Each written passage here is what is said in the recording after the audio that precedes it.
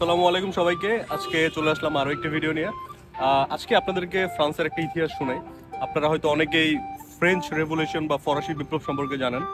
তো এই ফরাসি বিপ্লবের মাধ্যমেই রাজতন্ত্রের যেই প্রথা সেটা বিভিন্ন দেশে অফওয়ার পরিক্রম তৈরি হয়েছিল আরো প্রায় 150 বছর আগে।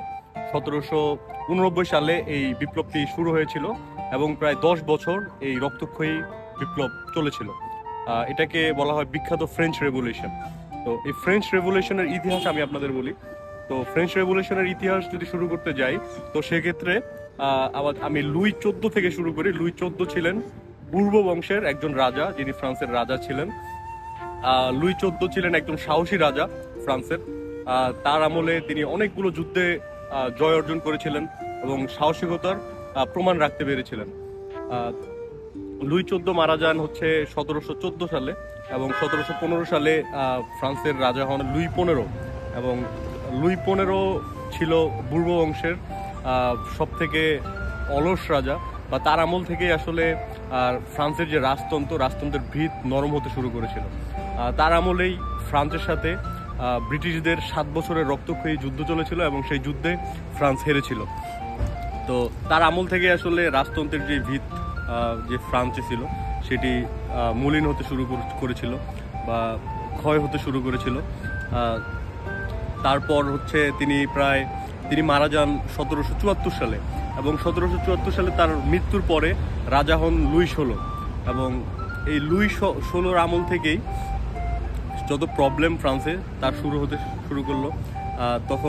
তখন থেকেই ফ্রান্সের যেই রাজতন্ত্রের উপর মানুষের ক্ষোভ, মানুষের রাগ, সেটি বাড়তে শুরু করলো। ফ্রান্স তখন কোনো সাহসী পদক্ষেপ নিতে পারছিল না পুরা ওয়ার্ল্ড পলিটিক্সে। তারপর হচ্ছে এখানে 3টি জাতি ছিল। 3টি জাতি, একটি ছিল হচ্ছে রাজা, যাদের বরাবরই তাদের সম্মান সবার উপরে, এবং দ্বিতীয়ত ছিল হচ্ছে যারা হচ্ছে এখানে পোপ বা গির্জায় যাদের ধর্মীয় যে লোকজনগুলো থাকে তারা, এবং তৃতীয়ত ছিল সামন্ত বলা হতো তাদেরকে, যারা হচ্ছে এখানে ব্যবসা বাণিজ্য করতেন তারা। তো চতুর্থতে ছিল হচ্ছে এখানকার যে সাধারণ মানুষ, যারা হচ্ছে কৃতদাস বা সাধারণ মানুষ, যাদের ট্যাক্সের টাকায় পুরা ফরাসি জাতি চলতো তারা। এবং এই ফরাসি জাতির টাকায় যারা চলতো তাদের দাম ছিল একদম সর্বনিম্নে। এবং এখানেই ছিল মানুষের ক্ষোভ, এখানে ছিল মানুষের রাগ। এবং দিন দিন ফ্রান্স লোনের ভারে পড়তে থাকে, কারণ হচ্ছে যখন আপনি যুদ্ধ করবেন, যুদ্ধের সময় মানুষের অস্ত্র লাগবে এবং অস্ত্র কিনতে হবে, তো তারা লোনের জালে আটকে যায়। তো মানুষের রাগ ক্ষোভ আরও বাড়তে থাকে রাজার পরিবারের উপর, এবং এই রাগ ক্ষোভ জমতে জমতে মানুষ এক সময় অতিষ্ঠ হয়ে যায়। এবং সেই সময় 1789 সালের তো ফ্রেঞ্চ বিপ্লবটা শুরু হয়। তো এই সময়টাতে অনেক দার্শনিকের আবির্ভাব ঘটে এই ফ্রান্সে। তারা হচ্ছে রাজার বিরুদ্ধে আঙুল তুলতে শেখায় মানুষকে, যে তারা যে ট্যাক্সের টাকায় চলছেন রাজারা এবং পোপ গির্জার লোকেরা, তারপর হচ্ছে সামন্তরা, সেই ট্যাক্সের টাকায় যে চলছেন, এই চলার অধিকার তাদেরকে দিয়েছে। তো আস্তে আস্তে রাজাও বুঝতে পারে যে তার বিরুদ্ধে মানুষ রাগছে, ক্ষোভ প্রকাশ করছে। তো প্রায় 175 বছর পরে রাজা লুই 16 একটি জেনারেল মিটিংয়ের আয়োজন করেন এবং সেই মিটিংয়ে সবাইকে আমন্ত্রণ করেন, প্রত্যেকটি শ্রেণীর মানুষ থেকে। রাজবংশের মানুষ, দ্বিতীয় শ্রেণীর পোপ বা গির্জার মানুষরা, এবং তৃতীয় শ্রেণীর সামন্ত, এবং চতুর্থ শ্রেণীর কৃতদাস বা হচ্ছে যেই সাধারণ মানুষ তাদের থেকে। তো তিনি এই মিটিংয়ে আরও নতুন করে অনেক কিছু ট্যাক্স আরোপ করেন এবং সবার থেকে মতামত নেন। কিন্তু চতুর্থ যেই পর্যায়টি ছিল, যারা হচ্ছে সাধারণ মানুষ, তাদের কোনো কথাই রাজা শুনেন না, বা তাদেরকে কোনো অধিকার সেই মিটিংয়ে দেওয়া হয়েছিল না। জাস্ট শুধু তাদেরকে মিটিংটা শোনার জন্য ডাকা হয়েছিল।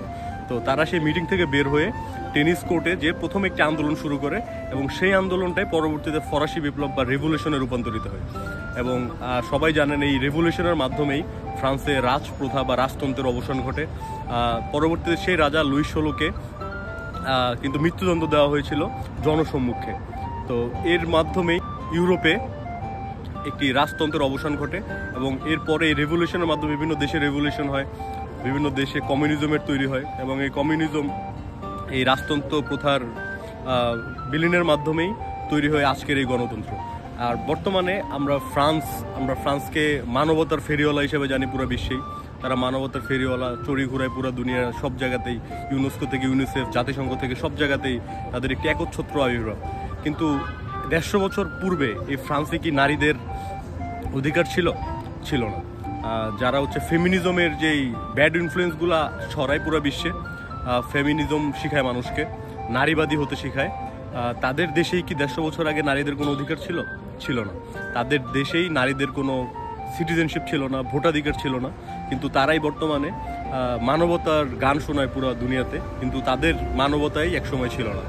এই হচ্ছে ফরাসি বিপ্লবের হিস্টোরি। আমি যতটুকু জেনেছি বা যতটুকু আমি জানি ততটুকু আপনাদেরকে জানানোর চেষ্টা করলাম। হোপফুলি আপনারা এনজয় করেছেন। পরবর্তী ভিডিওতে আমি আইফেল টাওয়ার সম্পর্কে আপনাদেরকে জানানোর চেষ্টা করব, আইফেল টাওয়ারের ইতিহাস সম্পর্কে আপনাদেরকে জানানোর চেষ্টা করব। ভালো থাকবেন সবাই, সুস্থ থাকবেন।